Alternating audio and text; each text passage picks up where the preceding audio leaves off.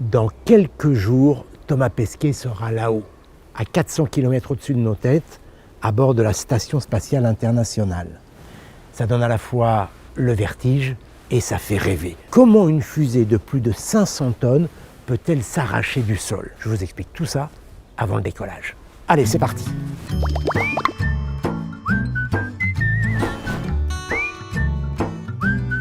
Cette fois, en plus des expériences qu'il va mener à bord de l'ISS, Thomas Pesquet occupera le poste de commandant, une première pour un Français. Et voici l'équipage avec lequel il va voyager. Une Américaine, un Américain et un Japonais. Ils vont prendre place à bord du vaisseau Crew Dragon qui sera fixé au sommet d'une fusée Falcon 9. En présentant la photo de l'équipage sur ses réseaux, Thomas Pesquet a parlé des 4 fantastiques et il nous a même invités à deviner leurs pouvoirs respectifs. Alors avant de vous expliquer comment il va grimper jusque-là, un peu d'histoire. La première tentative connue remonte au tout début du XVIe siècle. Le chinois Van Hu, dont on sait que les prédécesseurs ont inventé la poudre, avait équipé une chaise de 47 mini-fusées, concrètement de simples tubes de carton remplis de poudre. Une fois installé, il donna l'ordre d'allumer toutes les fusées en même temps pour décoller. Son objectif était alors d'atteindre la Lune. Comme vous pouvez le deviner, tout cela ne s'est pas très bien terminé pour lui. Et maintenant, direction les archives. Pendant très longtemps, la conquête spatiale reste du domaine de la science-fiction. En 1865 paraît le roman de Jules Verne, De la Terre à la Lune. En 1902, Georges Méliès, le père des effets spéciaux, réalise Le Voyage dans la Lune. En fait, il faut attendre Konstantin Tsiolkovsky, c'est pas facile à dire, pour que la technologie spatiale décolle vraiment. Ce professeur de mathématiques est le premier à concevoir dès 1903 un schéma de fusée moderne avec ses différents étages largables au fur et à mesure de l'élévation de l'engin. Une technique toujours utilisée aujourd'hui. En 1935, l'Autrichien Hermann Oberth réussit le premier lancement au monde d'une fusée à combustible liquide. Les Russes et les Américains s'appuieront d'ailleurs sur cette technologie pour lancer ensuite leur fusée. Ce sont les Soviétiques qui, les premiers, vont réussir à mettre un satellite en orbite, Sputnik, en 1957, puis à envoyer le premier homme dans l'espace, Yuri Gagarin, le 12 avril 1961. On vient de fêter les 60 ans. Il y restera 108 minutes avant de revenir sur Terre sain et sauf. On est loin des 6 mois que dure en général l'émission à bord de l'ISS. Et Laika?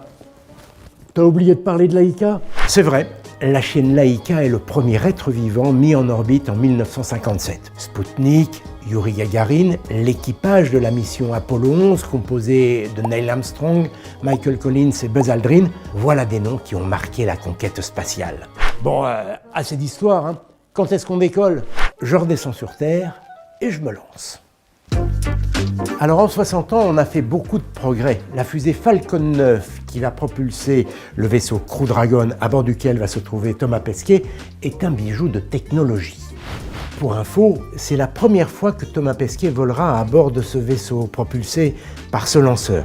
La fois précédente, il avait effectué le voyage à bord de la capsule Soyouz, lancée par une fusée du même nom. Quoi qu'il en soit, les principes physiques mis en œuvre pour faire décoller un engin de cette taille n'ont pas changé depuis les débuts de la conquête spatiale. On utilise toujours le principe d'action-réaction, la 3e loi de Newton pour les connaisseurs. J'explique. Lorsqu'un corps A exerce une force sur un corps B, ce corps B exerce une force sur le corps A d'intensité égale, mais dans le sens opposé.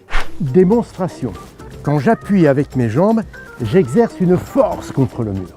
C'est l'action. Par réaction, une force identique, de même intensité, s'exerce dans le sens opposé. 4, 3, 2, 1, technician! Pour faire décoller une fusée, on utilise le même principe, mais on ne pousse pas avec les pieds, on pousse avec des gaz. Suivez-moi dans le jardin, je vais vous montrer. On s'est tous amusés à gonfler un ballon de baudruche et à lâcher l'embout. L'air s'échappe dans un sens et le ballon part dans l'autre. Bon, je sais, comme ça, c'est pas très visible. Maintenant, si le ballon est fixé à une glissière, une paille par exemple, et que la paille glisse le long d'un fil tendu à la verticale. Eh bien, c'est beaucoup plus flagrant, vous allez le voir. Selon le principe d'action-réaction, l'air qui s'échappe par l'embout exerce une force dirigée vers le bas et par réaction, une force identique s'exerce vers le haut. Prêt? C'est parti!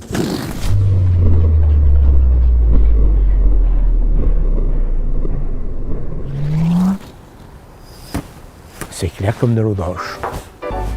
Pour faire décoller une fusée, on utilise le même principe, à ceci près que ce n'est pas de l'air qui est expulsé, mais des gaz. La fusée éjecte très rapidement une masse très importante de gaz issus de la combustion du carburant. L'échappement de ces gaz génère une force dirigée vers le bas et par réaction, une force identique est générée vers le haut. C'est cette force qu'on appelle la poussée qui fait décoller la fusée Falcon 9. C'est un engin d'environ 70 mètres de hauteur et de 550 tonnes. À la sortie du moteur, la tuyère, cette partie située en bas qui ressemble à un entonnoir à l'envers, force les gaz à s'échapper vers le bas. Ce dégagement, à très haute pression, fournit une poussée si forte, près de 800 tonnes, qu'il fait décoller la fusée. Exactement comme notre ballon il y a quelques minutes, nettement plus puissant tout de même. Pour rendre les choses un peu plus faciles, les ingénieurs ont depuis longtemps trouvé une astuce. La NASA fait décoller ses fusées depuis Cap Canaveral en Floride. Quant à l'ESA, l'Agence spatiale européenne, elle fait décoller les siennes depuis Kourou en Guyane. Ça aide énormément, je vous raconte pourquoi dans ma prochaine vidéo. D'ici là, vous pouvez observer le ciel et en consultant les sites de la NASA ou de l'ESA, vous pouvez connaître les heures auxquelles l'ISS passe au-dessus de nos têtes. Profitez-en et à très bientôt pour un nouveau décollage. Et le ballon tombe. Ça fait à la voix, dommage, un peu d'histoire. Est-ce qu'on se la referait pas? 4, 1, 2, 3, non.